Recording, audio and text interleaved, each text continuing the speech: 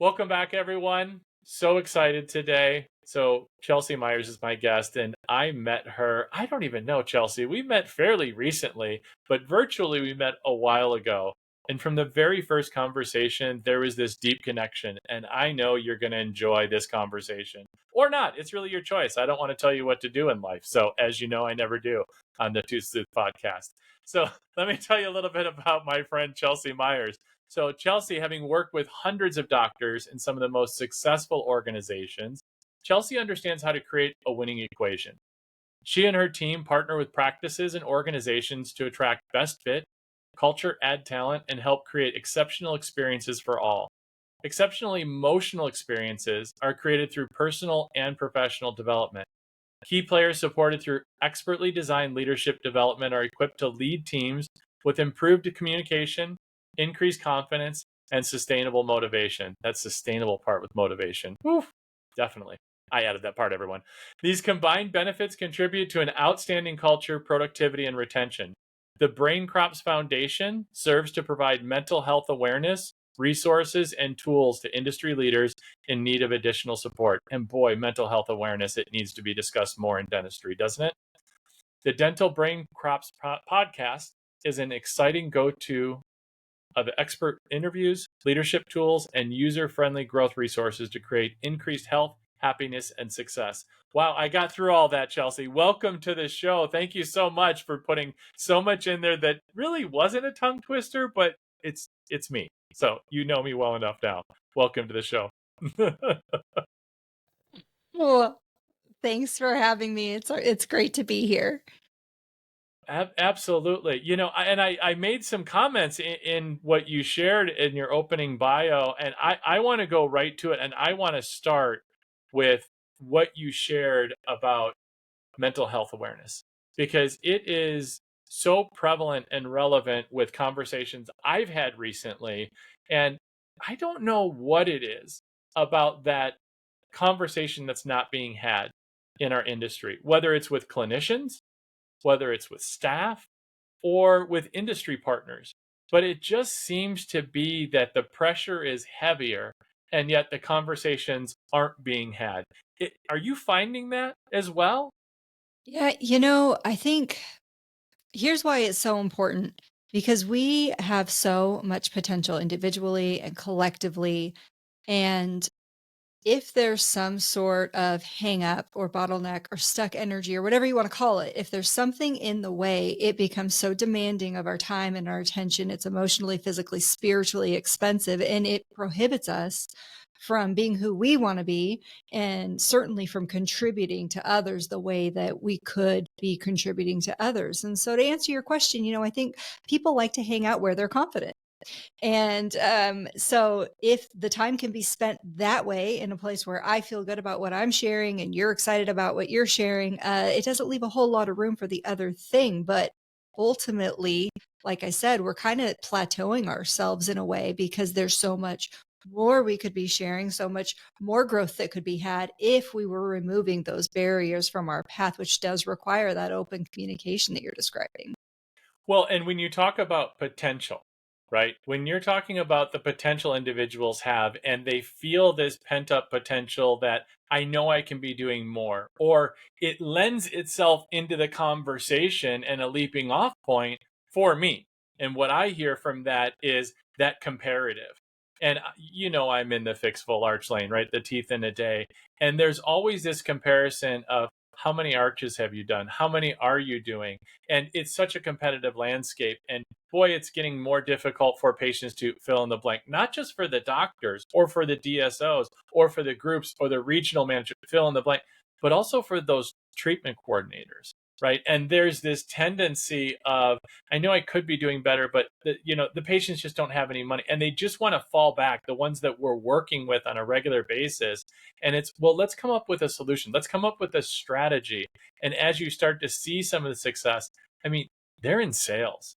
Anyone in sales across the board, right? They know their potential is greater than what some of their performance, but they identify their success by what the achievement level is, whether it's the revenue or their bank account or their, and I think that starts to become that limiting belief. Would you agree with that?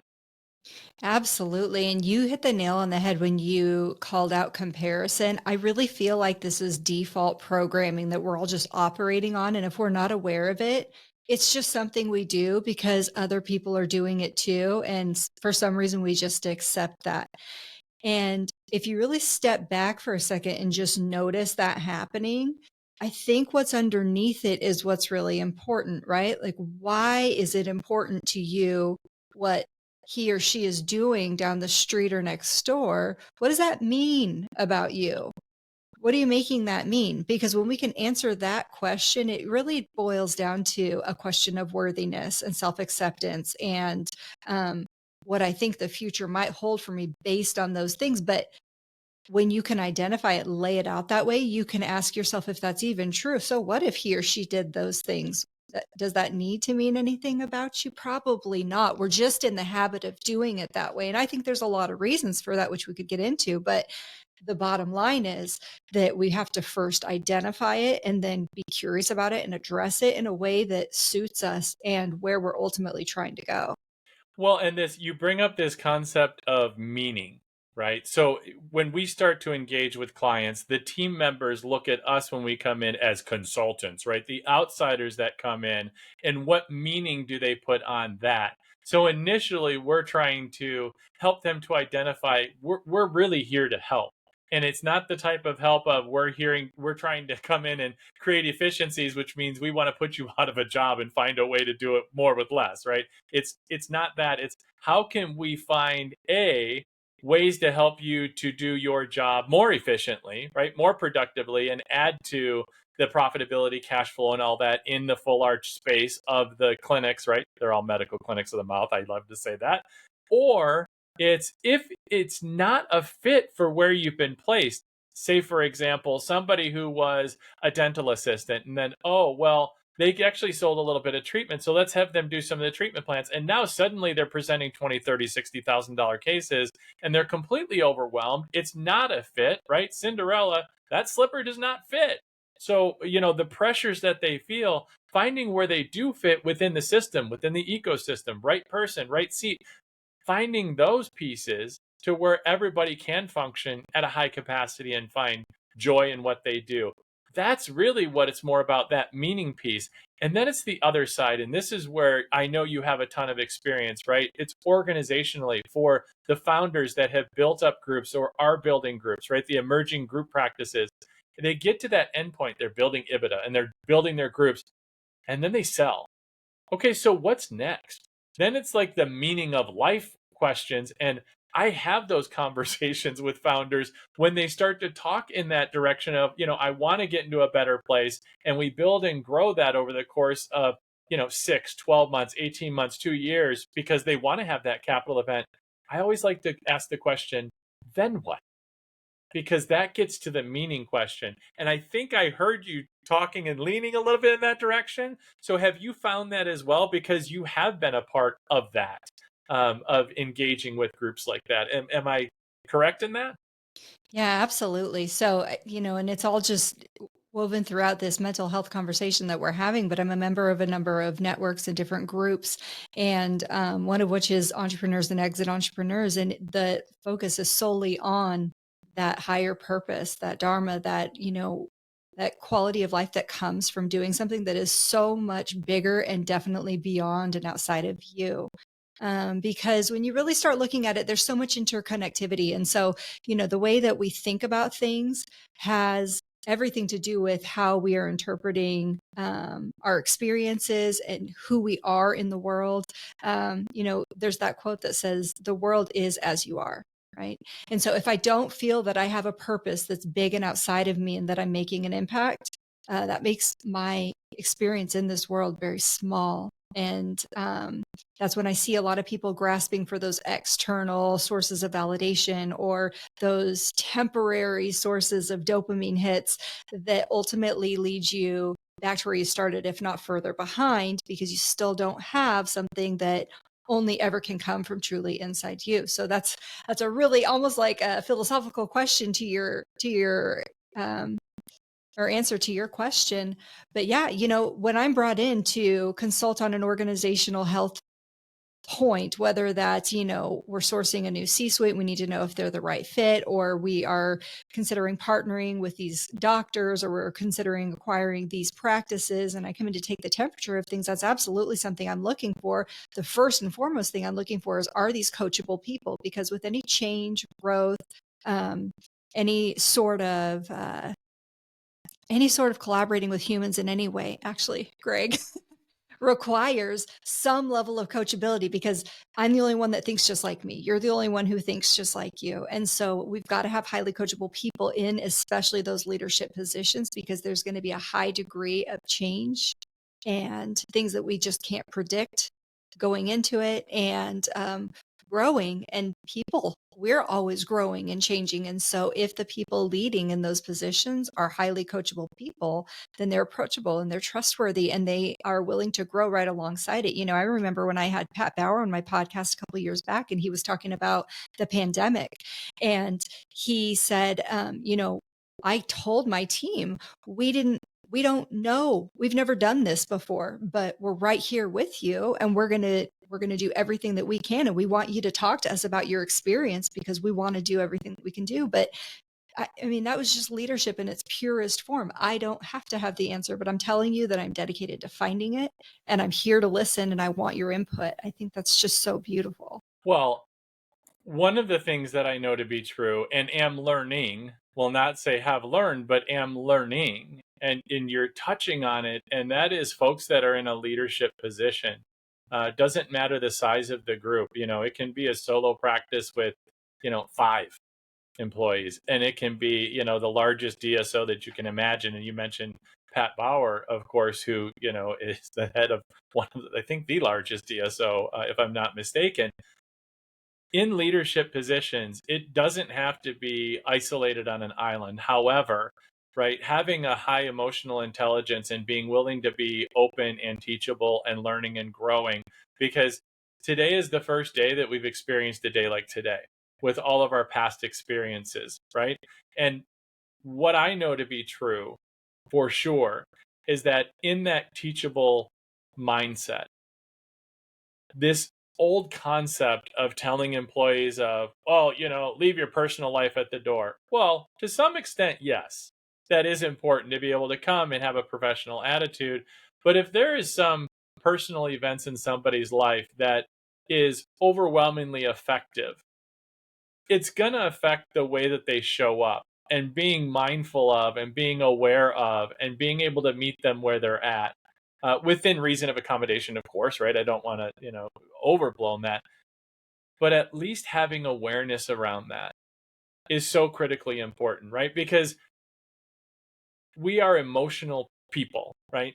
And if we are, I talk about this all the time in Full Arch, right? Making an emotional connection with the patient, because it is the why behind the what. The what is the product. But when they're making a 20, 30, 50, $60,000 decision of you over the guy down the street or gal down the street in a $1.5 billion a year industry, what makes them say yes? Sure, you can have all the technology in the world and you can have a good, clean place and they could have like all the feels, but underlying the microfracture of trust happens when there isn't an emotional connection with them and your practice. And that's every touch point in the patient journey, from the initial inquiry to walking in the front, to being in the reception area, to taking the digital records, to the doctor, to the treatment coordinator. There's so many opportunities, from walking down the hallway, and it could be a dental assistant who just has this negative energy. And so all of these pieces, it is such an emotional experience.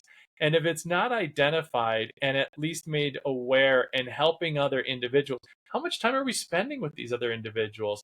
And so those in leadership position of making sure that we understand who we're bringing into a practice, and I know this from not mistakes, but we'll call them learning opportunities. And so this is just such a critically important topic to bring forward for those, whether they're clinicians listening, whether they're from the manufacturing side, or whether it doesn't matter what walk of pace you have in the dental industry. Have you found that to be true in the work that you're doing? Yeah, for sure. So, one of the things that was standing out as you were talking was that, and I think you and I talked about this in one of our other conversations, but hearts speak to hearts. And so when I'm opening up my heart to you and you just come out with me with a bunch of logic and, basically textbook answers, is going to repel me because I'm actually me personally. I'll tell you what, Greg, I want to be sold. So if I go to a restaurant and I'm like asking the waiter, hey, what is your favorite thing here? I want to be sold. Sell me on 2 or 3 dishes and make it hard for me. Or if I'm going to the dental office, I want to be sold. I'm here to spend money, but tell me why that's important and why this is the best treatment option. And I think that a lot of people, until you do something, and it could be any one of those touch points that you mentioned, until you lose their trust, you have a little bit of it, or at least the opportunity to gain it.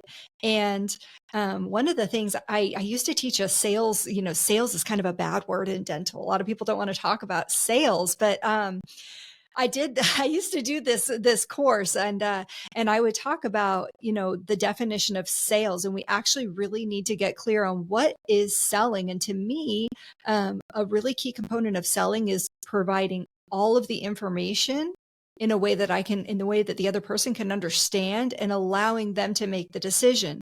And so if you bring any bias to that, whether you're diagnosing their checkbook or deciding what's going to be too painful or deciding that high anxiety patients don't typically go this route. So I'm going to touch on it, but I'm not really going to give you the details.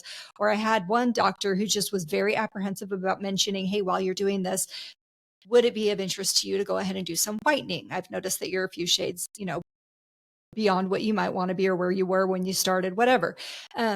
Whatever the thing is, providing all of that information in a way that gives someone the opportunity to choose, that is super, super critical. It's not, twisting someone's arm and making them hand over their money. It's not scaring them into some sort of treatment that they don't want, but it It's not is robbing an just old like, lady of her purse. no, no, but it is heart to heart, just having that conversation. Hey, you've come to me as the expert, Here are the things that are necessary. Here are some options that maybe even, sweeten the deal for you. All up to you, but here they are. And that is such an important way to go about those relationships.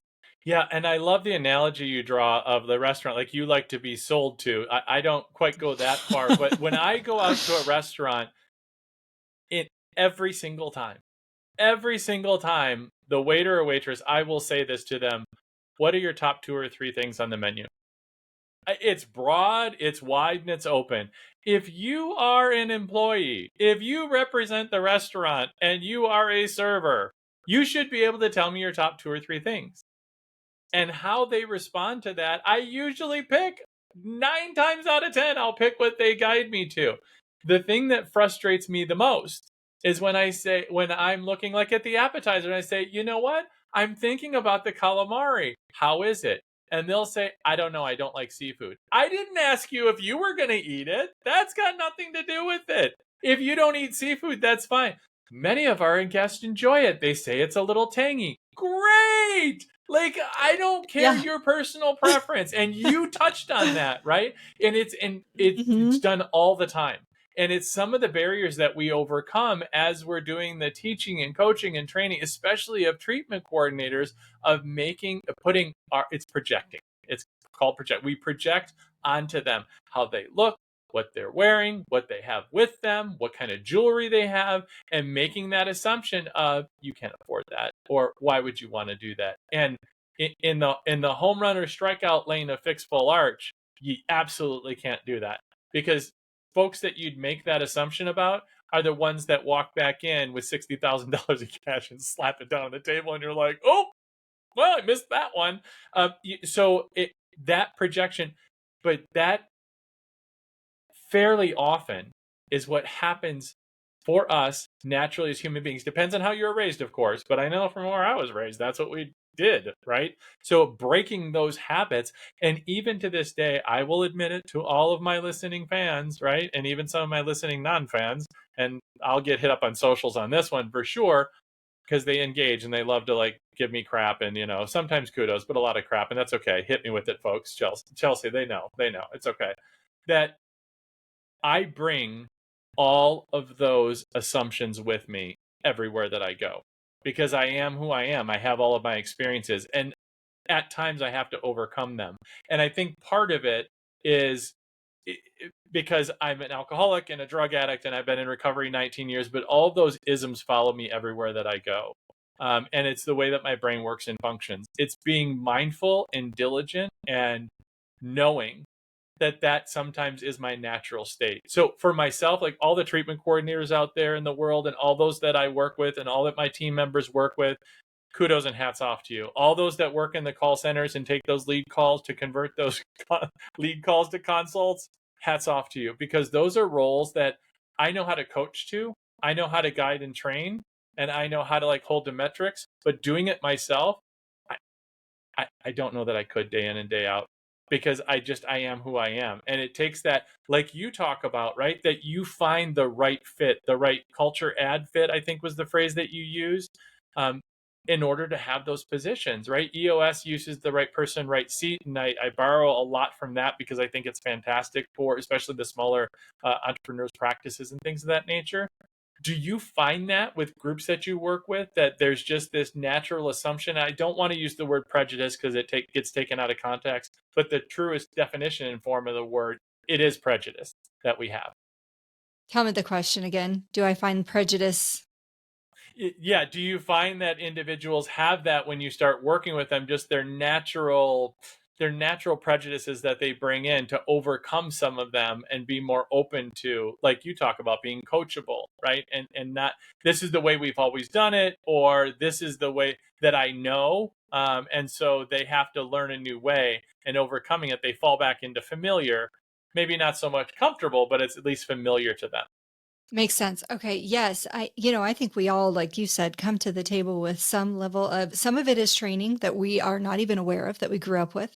And then some of it are belief systems that we've just adopted or picked up or even chosen and just not revisited since we chose them.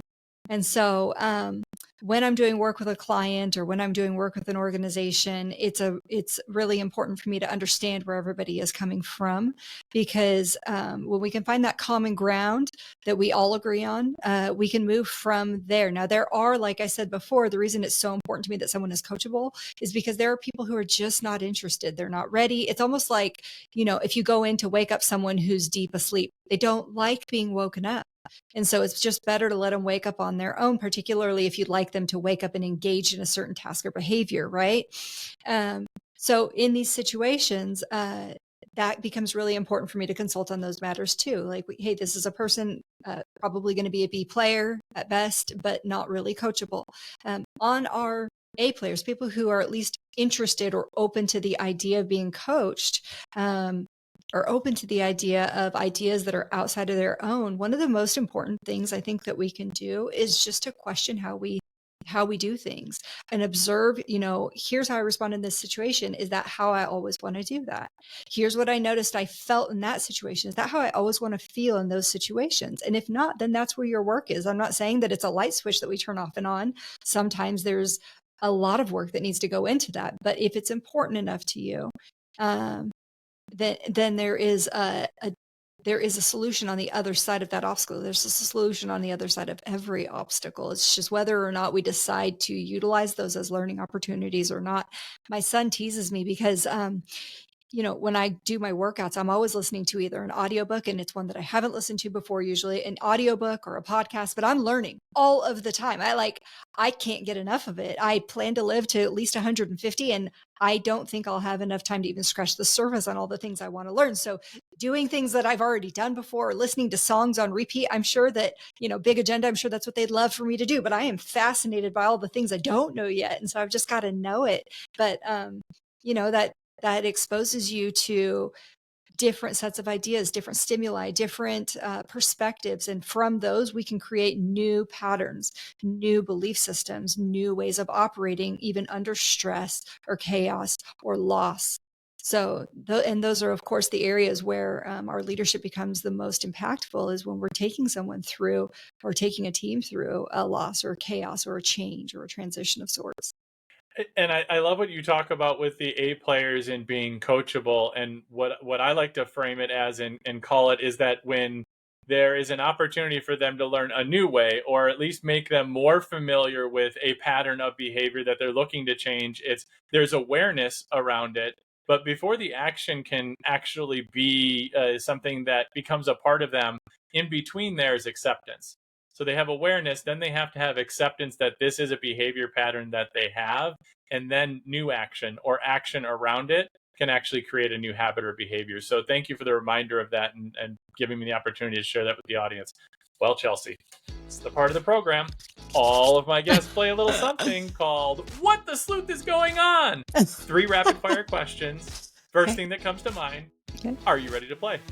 Totally ready. Okay. Question number 1. What's the worst bad breath you've ever encountered? Oh, worst. I tend to smell things a lot, particularly after my second set of children that I had. So I'm gonna go with the worst. I was gonna say, you've got boys in the house, right? I mean, we don't even want to go there. Yeah. I'm gonna go with worst being one of my brother's friends growing up, and I'm gonna remain nameless. Not that I think he's gonna hear this podcast, but yeah, we're gonna go Protect with the innocent or guilty. brother's You friend. never know. Yeah. Okay, fair enough. All right. Question number 2. If you could change one thing about your smile, what would it be? One thing about my smile. So, let's look. I think I would. It's pretty good. So if you're listening on audio, hop over to the YouTube channel just for this part. It's like 25 minutes in, because it's a pretty darn good smile. And look at her background compared to mine. Like I was being a little envious of her background. You're It's so nice and soft sweet. and put together. Mine is like mine just got stuff, which is kind of cool. Actually, People zoom in. here's and what they I make want to comments. talk. Yeah, I want to talk about that dollar behind you. Actually, what is this framed dollar? There's a story. So my good friend Bill Benjaminson, his dad was known for giving out $2 bills to people. And when his dad passed away, he found a stack of $2 bills, and he gave each person in Bill, my friend's life, that was meaningful to him, one of those $2 bills of the stack that he found of his dad's when his dad passed away. And I got one of those, and I feel so honored that I framed it, and I keep it on my shelf behind me, so that when people ask me the story, it reminds me of my great friend Bill, who's still a great friend. And whenever I need to be grounded, I just talked to him last week, as a matter of fact. Yeah, we went through a lot together as colleagues, and now as very, very good friends. So thank you for asking. You're not dodging the question, though. What are you changing about your smile? Not dodging the question. I have a very old filling that I would like. It's an old big filling, so I'd like that just assessed. I mean, I just had my cleaning and nothing was mentioned, but perhaps at some point that will need to be redone. All right, just so for future guests when they come on, just know you can't distract me by like trying to pick up on something in my background. Nice try. No, I was going to ask you before the show, and I thought that's great for the show. I'm going to ask on. There you go. Okay, question number 3, last one. If you could go back and be the inventor of any dental product, and no, you can't choose your own if you created something, which one would you choose and why? Oh, that's a good one. Any dental product.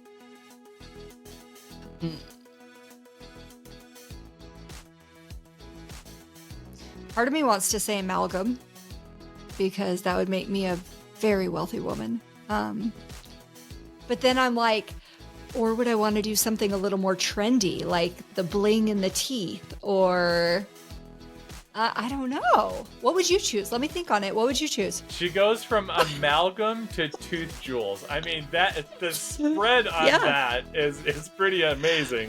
That's well done. What would you choose? So for me, today, I've been asked it a few times before. Today, I think it would be dental floss. So I grew up, and my hygienist growing up, you really should floss, okay, but my gums would bleed a little bit when I get my cleanings. And 18 years ago, when I got into the dental field, they showed me the stages of periodontal disease. From that day forward, I have flossed religiously every single night. So for all you hygienists out there, right, you got to meet your patients where they're at. Some, it would take a visual to scare the bejesus out of, others cajoling them, others bribing. for me, it was the visuals. Had you shown me those visuals, it would have scared me into flossing. So there you have it. Yeah, and That's what I'm going to go with yeah, floss, amalgam. I'm going to go with dental floss. amalgam because of the health as well. Like, so we're not doing anything to healthy teeth. But however, let's talk about your floss for a second, because one of my clients is a perio, and he was like, he goes, I'm not influenced or paid to say this by any company, but I would recommend, because he knows that I eat organic. I'm super stringent on my, my health regimens. And he was like, I would recommend, knowing how you are and who you are with your health, that you look at the ingredients in your floss, because you may find that you don't agree with all the ingredients in floss. So it would be worth looking into. Yes. And so I did some research, and if you're talking about wanting to get scared, like roller coaster scared, it's avoidable, but for a second you're going to be like, no way, I'm putting that into my gum line, and like, oh gosh, I did not need to hear that today, Chelsea. No, all you right, did. You did, because you're doing it every day. My producer, do not take that out. Let's scare the bejesus about all of the listeners. Yeah, you guys look into your floss ingredients and make sure you're comfortable with every ingredient in there and what they may and may not be linked to. Oh, all right. Well, thanks for that. Well, I guess on that note, in the last few minutes, Chelsea, is there anything I haven't asked you that you'd like to, share to scare everyone on the podcast? The Two Sleuth podcast listeners want to know from Chelsea Myers, what else should we be looking out for in the dental industry? Oh gosh, no, I like to just do one little teaser at a time. I'll leave that one there. But the one thing that I will say, I love, so much of my work is centered around energy, Greg, and my unique ability is that I see energy, and that shows up in lots of different ways. That's a whole other conversation. But energy is so important, and it impacts everything. And I just wanted to thank you, because this has been such a good time, and I love what you're putting out into the world. We've talked about everything from addiction to scary ingredients to leadership, and all of these things could be super serious and dark topics, and it's just kind of this dreary environment, but actually the way that you're going about it is so beautiful and uplifting, and I've loved every minute of it. So thank you for the way that you're doing this. Oh, thank you for those kind words. I appreciate it. And for coming on and sharing your experience, your knowledge, your wisdom with the Two Sleuth podcast listening audience and those beyond, and all that you're doing for the industry. My guest today has been Chelsea Myers. Thank you so much.